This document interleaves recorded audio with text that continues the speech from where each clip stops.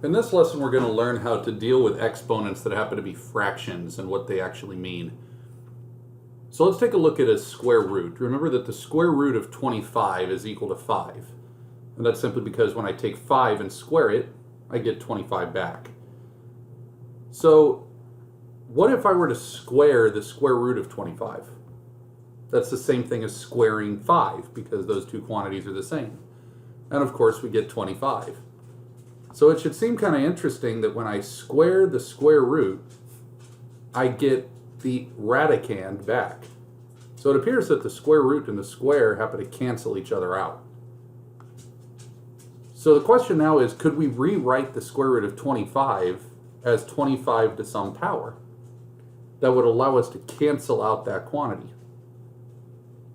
Well, if you think about the properties of exponents, in order to cancel out these two exponents, I would have to multiply them so that their result becomes 1. So what would that have to be? That exponent would then have to be 1/2.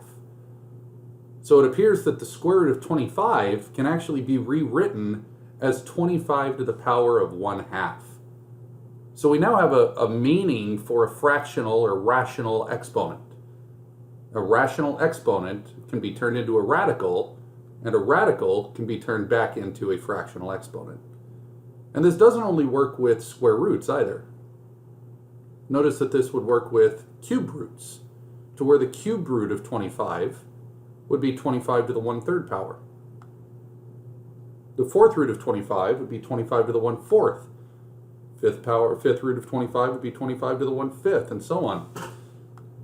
And so we're now able to change virtually any radical into a different form by simply recognizing that the index, n, becomes the denominator of the fractional exponent. So the nth root of x is x to the power of 1/n. So let's take a look at this as an example. If I have 81x to the 12th, and all of that is raised to the power of 1/4, we could rewrite that as the fourth root of 81x to the 12th. And at this point, we just take the fourth root of 81, which is 3, and the fourth root of x to the 12th is what multiplies 4 times to get x to the 12th.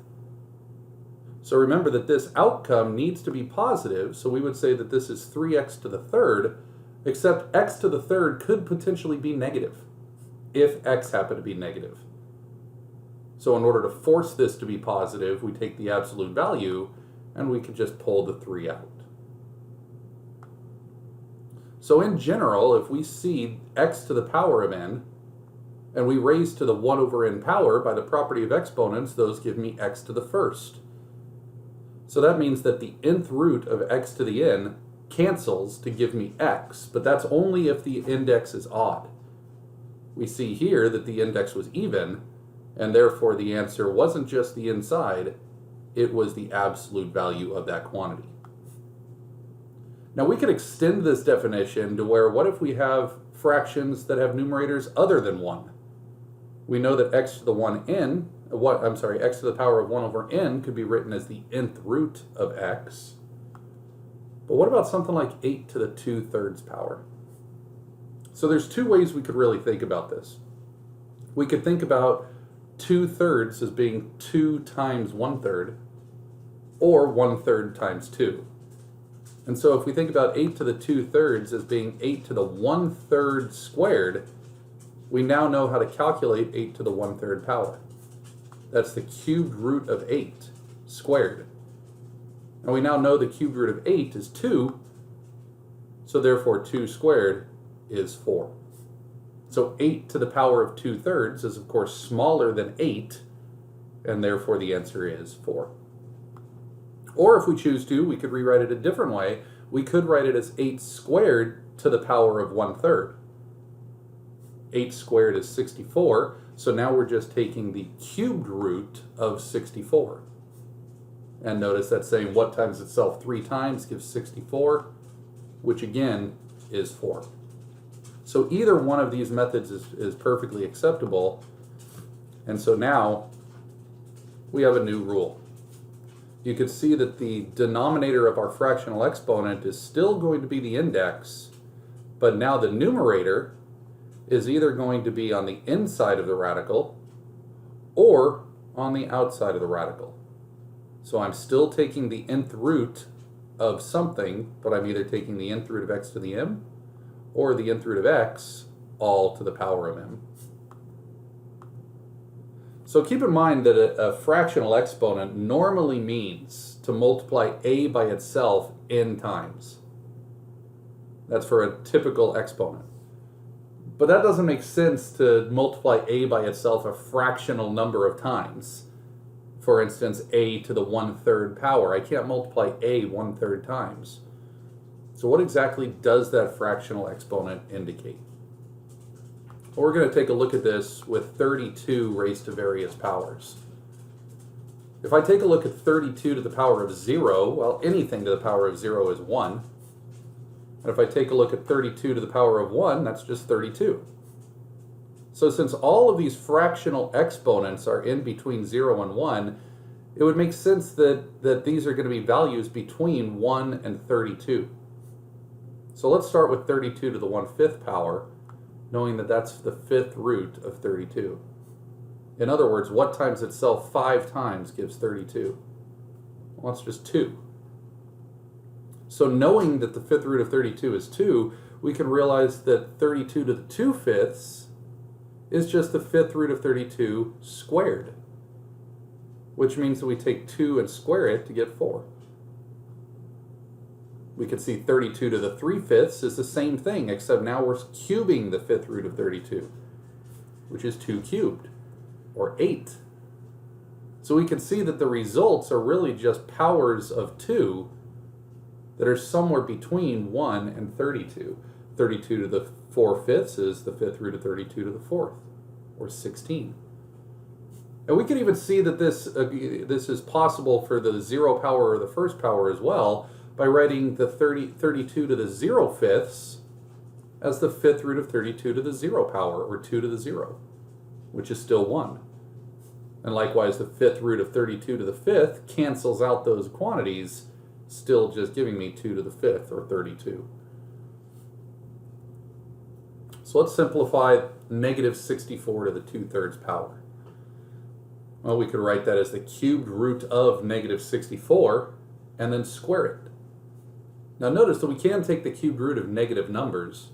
Their just result is going to be a negative number. So that's negative 4 squared, which gives me positive 16. So now taking a look at this example, we see that 3 will be the exponent and 2 will be the index. So we're taking the square root of 36x to the 6th and then cubing the result. Well, the square root of 36 is 6, and the square root of x to the 6th is x cubed.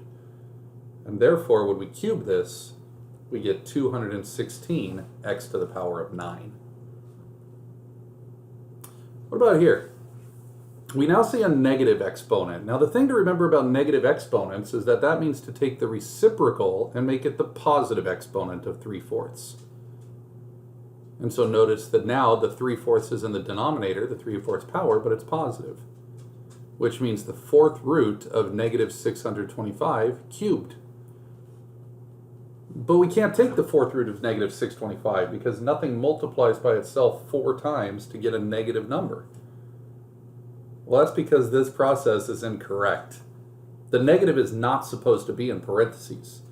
So we don't actually apply the exponent to the negative. You can see here that the only thing being raised to the negative 3/4 power is 625, not the negative. So the negative stays right where it is, and only 625 to the 3/4 goes to the bottom. We can now take the 4th root of 625, which is 5, and therefore 5 cubed is 125. Therefore the result is negative 1 over 125. Here, notice that if we write this as the 1/9 power, the problem with this is the 9th root, I can't take the 9th root of any one of these because all of those exponents are smaller than 9. But what we can do is maybe distribute that 1/9 power now and try to simplify this as much as possible. So if we rewrite 27 as 3 cubed, we could multiply the 1/9 power to each quantity, giving me 3/9, 6/9, and 3/9. Well, those all simplify to thirds. So this becomes 3 to the 1/3, x to the 2/3, and y to the 1/3. We can see now that if those are all third powers, we could rewrite that as a cubed root. So even though we couldn't get rid of the radical, we were at least able to simplify it from a 9th root to a cubed root. What about this last one? Well, we would deal with this just like we would if the fractional exponents weren't there. We would still distribute the quantity x to the 4/3 power into each of those and add the exponents. So 4/3 plus 2/3 is 6/3, and 4/3 minus 1/3 is 3/3. And therefore we get x squared plus x. So there's all kinds of circumstances where a fractional exponent would be involved, but just keep in mind that we can change from a fractional exponent to a radical, and likewise from a radical to a fractional exponent.